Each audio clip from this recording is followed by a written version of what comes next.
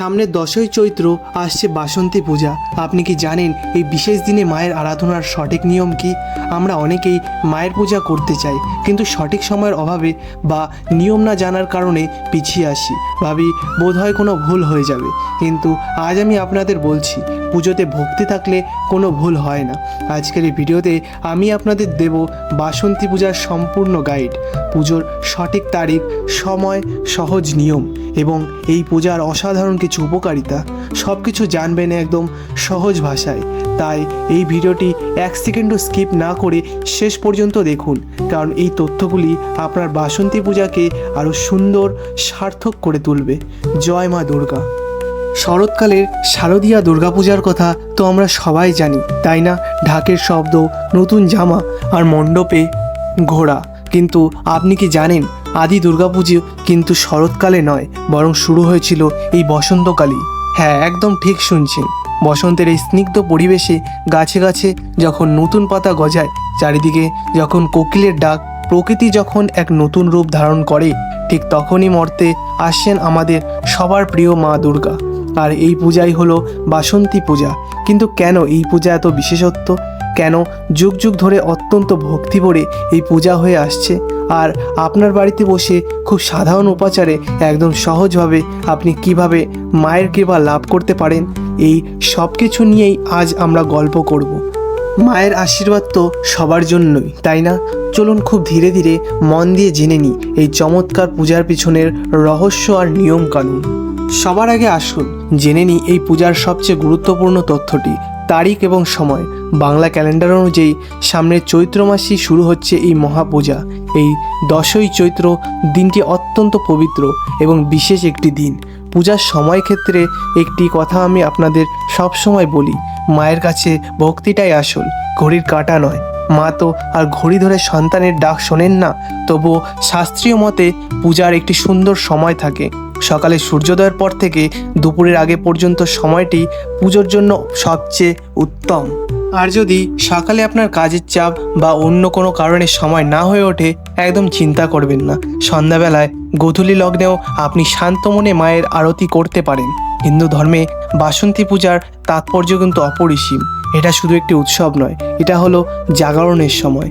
শীতের জড়তা কাটিয়ে প্রকৃতি যেমন নতুনভাবে জেগে ওঠে, বাসন্তী পূজার মাধ্যমে আমাদের ভেতরের শক্তি, পজিটিভিটি এবং আত্মবিশ্বাস ঠিক সেভাবেই নতুন করে জেগে ওঠে। মা দুর্গা হলেন শক্তির রূপ। তিনি আমাদের ভেতরের সব অন্ধকার, সব দ্বিধা দূর করে আলোর দিশায় দেখান। তাই এই 10ই চৈত্র শুধুমাত্র ক্যালেন্ডারের একটি তারিখ নয়, এটা হলো আপনার জীবনে নতুন করে আনন্দ নিয়ে আসার একটি সুন্দর সুযোগ। আপনারা কি জানেন এই বাসন্তী পূজার সূচনা কিভাবে হয়েছিল? এর পেছনে রয়েছে এক অপূর্ব পৌরাণিক কাহিনী, শুনলে আপনাদের মন ভক্তিতে ভরে যাবে। পুরাণ অনুসারে রাজা সুরত ছিলেন এক অত্যন্ত প্রতাপশালী এবং দয়ালু রাজা, কিন্তু ভাগ্যের ফেরে নিজের আত্মীয় স্বজন এবং শত্রুদের ষড়যন্ত্রে তিনি তার রাজ্য, ধন সম্পদ সব কিছু হারিয়ে ফেলেন। সব হারিয়ে তিনি বনে বনে ঘুরে বেড়াচ্ছিলেন। তখন তার মনে চরম হতাশা আর বুক ফাটা দুঃখ। ঠিক সেই সময় তার সাথে দেখা হয় এক মেধা মুনির। রাজা সুরত তার মুনিকে তার জীবনের সব দুঃখের কথা, সব হারানোর বেদনার কথা জানান। তখন মেধামুনি রাজাকে দেবী দুর্গার আরাধনা করার পরামর্শ দেন। তিনি বলেন, মা দুর্গা হলেন আদি পরাশক্তি। তিনি চাইলে অসম্ভবকেও সম্ভব করতে পারেন। তুমি মায়ের শরণাপন্নে হও। মুনির কথা শুনে রাজা সুরত নদীর তীরে বসে মাটি দিয়ে দেবী দুর্গার প্রতিমা তৈরি করেন। সময়টা ছিল এই বসন্তকাল। রাজা অত্যন্ত ভক্তি ভরে শুদ্ধ মনে মায়ের আরাধনা করেন। তার চোখে জল, মনে প্রবল বিশ্বাস, মা তাকে ঠিক উদ্ধার করবেন। দীর্ঘ সময় ধরে তিনি কঠিন তপস্যা করেন। অবশ্যই তার একনিষ্ঠ ভক্তিতে তুষ্ট হয়ে মা দুর্গা তাকে দর্শন দেন এবং তার হারানো রাজ্য, সম্মান, মানসিক শান্তি সবকিছুই ফিরিয়ে দেন। যেহেতু রাজা সুরত বসন্তকালে এই পূজা করেছিলেন, তাই এর নাম হলো বাসন্তী পূজা। এই গল্পটি আমাদের কি শেখায় জানেন? এটি শেখায় যে জীবনে যতই বিপদ আসুক, যতই অন্ধকার নেমে আসুক না কেন, মায়ের প্রতি বিশ্বাস রাখলে, ভক্তি করে একবার মায়ের ডাকলে তিনি ঠিক সাড়া দেন। মা কখনো তার সন্তানদের খালি হাতে ফেরান না। এবার চলুন জেনে নিই বাড়িতে বসে কিভাবে এই বাসন্তী পূজার প্রস্তুতি নেবেন। অনেকেই ভাবেন দুর্গাপূজা মানেই অনেক বড় আয়োজন, প্রচুর খরচ, অনেক নিয়মকানুন, আর একটু ভুল হলেই বুঝি মহাপাপ। দয়া করে এই ভয়গুলো মন থেকে একদম মুছে ফেলুন। বিশ্বাস করুন, মা তো কেবল ভক্তির কাঙাল। আপনার মন যদি শুদ্ধ হয় তবে এক ঘটি জল আর একটি ফুল দিয়েই মাকে তুষ্ট করা যায়। পুজোর প্রস্তুতির প্রথম ধাপ হলো পরিষ্কার পরিচ্ছন্নতা। পুজোর দিন সকালে ঘুম থেকে উঠে ঘরদোর পরিষ্কার করুন।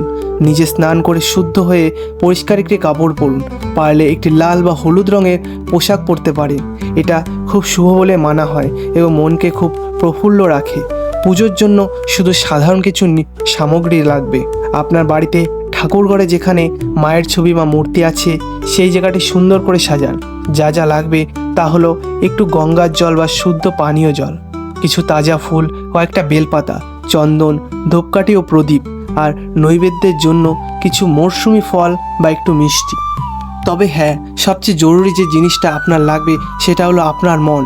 পূজার আসনে বসার আগে মনের সব রাগ, ক্ষোভ, অহংকার ও অফিসের দুশ্চিন্তা সব দূরিয়ে সরিয়ে ফেলুন। ভাবুন আপনি আপনার পরম আদরের মায়ের সামনে বসে আছেন। খুব শান্ত মনে একরাশ ভক্তি আর ভালোবাসা নিয়ে পূজার প্রস্তুতি নিন। কোনো তাড়াহুড়ো করবেন না। প্রতিটি কাজ ধীরে ধীরে এবং ভালোবেসে করুন। এইবার আমি আপনাদের খুব সহজভাবে ধাপে ধাপে পুজোর নিয়মটি বলে দিচ্ছি। যারা একদম নতুন, আগে কখনো নিজে পূজা করেননি, তাদের জন্য এই নিয়মটি খুব সহজ হবে। প্রথম ধাপ হলো শুদ্ধিকরণ। পূজার আসনে পূর্ব ও উত্তর দিকে মুখ করে বসুন। সামান্য জল হাতে নিয়ে 3 বার পান করে নিজেকে ভেতর থেকে শুদ্ধ করে নিন। মনে মনে বলুন, হে মা, আমার শরীর ও মন পবিত্র করো। দ্বিতীয় ধাপ সংকল্প বা প্রার্থনা। হাত জড়ো করে মায়ের কাছে আপনার মনের ইচ্ছা বা প্রার্থনা জানান। বলুন, মা, আমি আমার সাধ্যমতে তোমার আরাধনা করছি। আমার এই ছোট্ট আয়োজন তুমি গ্রহণ করো। তৃতীয় ধাপ মায়ের স্নান ও শৃঙ্গার। যদি আপনার বাড়িতে মায়ের পেতলের মূর্তি থাকে তবে গঙ্গা জল দিয়ে মাকে স্নান করান। আর যদি ছবি থাকে তবে একটু পরিষ্কার কাপড় বা তুলা জলে ভিজিয়ে আলতো করে মুছে নিন। এরপর মাকে চন্দন পরান, সুন্দর একটা ফুলের মালা দিন। চতুর্থ ধাপ পুষ্পাঞ্জলি। হাতে ফুল ও বেলপাতা নিন। চোখ বন্ধ করে মায়ের সেই অভয় দেওয়া হাসি মুখটি স্মরণ করুন। এরপর ওং দুর্গায় নমঃ এই মন্ত্রটি উচ্চারণ করে মায়ের চরণে ফুলগুলি অর্পণ করুন। আপনার যদি কোনো সংস্কৃত মন্ত্র জানা না থাকে কোনো চিন্তা নেই, নিজের মাতৃভাষায় মন থেকে শুধু মা মা বলে ডাকলেই শুনবেন অবশ্যই। পঞ্চম ধাপ ধূপ ও প্রদীপ দর্শন। এরপর মায়ের সামনে ধূপকাঠি জ্বালান। একটি ঘিয়ের বা তেলের প্রদীপ প্রজ্বলনে করে মায়ের আরতি করুন। আরতির সময় ঘণ্টা বা শাঁখ বাজাতে পারেন। শাঁখের ধ্বনিতে ঘরের পরিবেশ অনেক বেশি পজিটিভ শক্তিতে ভরে ওঠে। ষষ্ঠ ধাপ ভোগ নিবেদন। ফল বা মিষ্টি বা আপনার সাধ্যমতো যা কিছু আয়োজন করেছে তা মাকে নিবেদন করুন। শেষে হাত জড়ো করে মায়ের কাছে ক্ষমা চেয়ে নিন। মা, পূজায় যদি কোনো ভুল ত্রুটি হয়ে থাকে নিজের গুণে ক্ষমা করে দিও। ব্যাস, এইভাবেই খুব সহজ, খুব সুন্দরভাবে আপনার বাসন্তী পূজা সম্পন্ন হবে। এবার আমি আপনাদের কাছে একটি ছোট্ট অনুরোধ করব।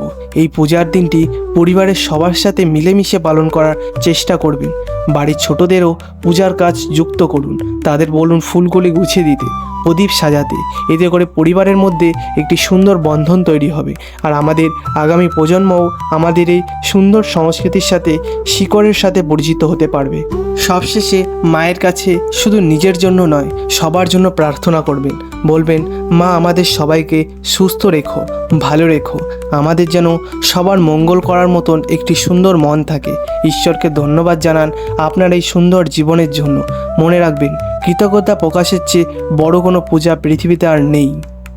আমার প্রিয় দর্শকেরা, আশা করি সামনের 10ই চৈত্র বাসন্তী পূজার এই সম্পূর্ণ গাইডটি আপনাদের অনেক উপকারে আসবে এবং আপনাদের মনের সব সংশয় দূর করবে। আপনারা কে কে এবার বাড়িতে বাসন্তী পূজা করছেন বা মায়ের কাছে কি প্রার্থনা করছেন তা কমেন্ট করে আমাকে অবশ্যই জানাবেন। আমি আপনাদের সবার কমেন্ট পড়ব। আর হ্যাঁ, কমেন্ট বক্সে একবার অন্তত ভক্তি ভরে লিখে দিন, জয় মা দুর্গা। ভিডিওটি যদি আপনাদের ভালো লেগে থাকে এবং একটু শান্তি দিয়ে থাকে তবে একটি লাইক করে আপনার পরিবার ও বন্ধুদের সাথে শেয়ার করে তুলুন। আধ্যাত্মিকতা এবং পূজার এমন সুন্দর ও সঠিক নিয়মের ভিডিওর জন্য আমাদের চ্যানেলটি সাবস্ক্রাইব করে বেল আইকনটি প্রেস করে দিন। মা দুর্গার আশীর্বাদ আপনাদের সবার এবং আপনাদের পরিবারের উপর বর্ষিত। সবাই খুব ভালো থাকবেন, সুস্থ থাকবেন এবং আনন্দে থাকবেন। শুভ বাসন্তী পূজা। ধন্যবাদ।